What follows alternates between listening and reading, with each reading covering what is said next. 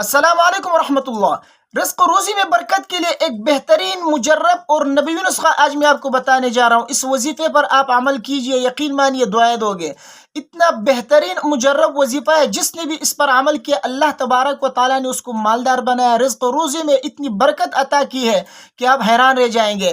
بہت مجرب وظیفہ ہے اور بہت آسان سا وظیفہ ہے۔ وظیفہ کیا ہے؟ وظیفہ یہ ہے کہ جب بھی آپ اپنے گھر میں داخل ہوں، ایک مرتبہ آپ سلام کیجئے۔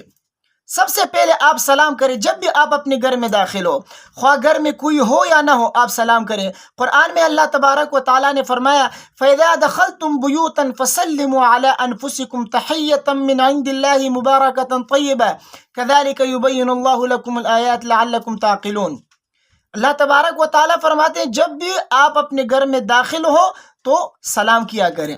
تو سلام کرنے کی اور بھی بہت سی فضیلتیں حدیث سے ثابت ہیں۔ جو شخص صرف السلام علیکم کہتا ہے اس کو 10 نیکیاں ملتی ہے، اور جو ساتھ میں ورحمۃ اللہ کا اضافہ کرتا ہے اس کو 20 نیکیاں ملتی ہے، اور جو وبرکاتہ کا اضافہ کرتا ہے اس کو 30 نیکیاں ملتی ہے۔ چنانچہ حدیث میں نبی کریم صلی اللہ علیہ وسلم ایک مجلس میں بیٹھے ہوئے تھے کہ ایک صحابی اندر آئے، انہوں نے السلام علیکم فرمایا۔ نبی کریم صلی اللہ علیہ وسلم نے سلام کا جواب دیا۔ اس کے بعد وہ صحابی بیٹھ گئے تو نبی کریم صلی اللہ علیہ وسلم نے فرمایا 10۔ اس کے بعد دوسرا صحابی اندر آیا، انہوں نے کہا السلام علیکم ورحمۃ اللہ، تو نبی کریم صلی اللہ علیہ وسلم نے اس کے سلام کا بھی جواب دیا۔ اس کے بعد فرمایا 20۔ اس کے بعد تیسرا صحابی اندر آیا، انہوں نے بھی سلام کیا اور کہا السلام علیکم ورحمۃ اللہ وبرکاتہ، نبی کریم صلی اللہ علیہ وسلم نے بھی سلام کا جواب دیا تو وہ صحابی بیٹھ گئے۔ نبی کریم صلی اللہ علیہ وسلم نے فرمایا 30۔ یعنی جس صحابی نے صرف السلام علیکم کہا تھا ان کو 10 نیکیاں ملی، اور جس صحابی نے ورحمۃ اللہ کا اضافہ کیا تھا ساتھ میں ان کو 20 نیکیاں ملی، اور جس صحابی نے السلام علیکم ورحمۃ اللہ وبرکاتہ کہا تھا، یعنی تینوں کلمات کہے تھے، اس کو 30 نیکیاں ملی۔ تو صرف السلام علیکم کہنے پر 10 نیکیاں ملتی ہیں، ورحمۃ اللہ کا اضافہ کرنے پر 20 نیکیاں، اور وبرکاتہ کا اضافہ کرنے پر 30 نیکیاں ملتی ہے۔ تو سلام کرنے کی بہت بڑی فضیلتیں حدیث سے ثابت ہے، تو اس لیے سلام کیا کریں۔ تو جب بھی آپ اپنے گھر میں داخل ہو تو سب سے پہلا کام آپ یہ کریں کہ السلام علیکم ورحمۃ اللہ وبرکاتہ آپ کہا کریں۔ اس کے بعد پھر درود شریف پڑھ لیجئے۔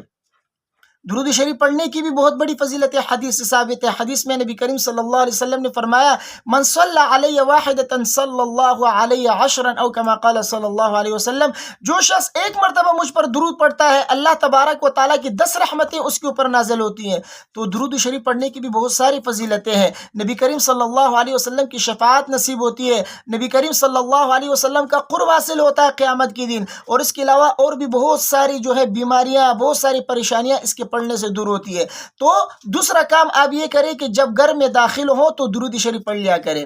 تیسرا کام آپ یہ کریں کہ صرف ایک مرتبہ آپ سورہ اخلاص پڑھ لیا کریں۔ سورہ اخلاص پڑھنے سے اللہ تبارک و تعالیٰ 1/3 قرآن کا ثواب عطا فرماتے ہیں، اس کی بہت بڑی فضیلت ہے۔ 10 مرتبہ پڑھو گے تو اللہ تبارک و تعالیٰ جنت میں آپ کے لیے ایک محل تیار فرمائیں گے۔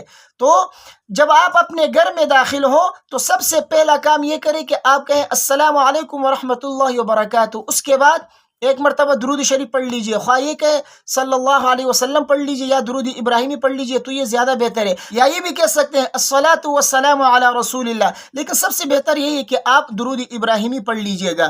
اس کے بعد ایک مرتبہ سورہ اخلاص پڑھ لیجئے۔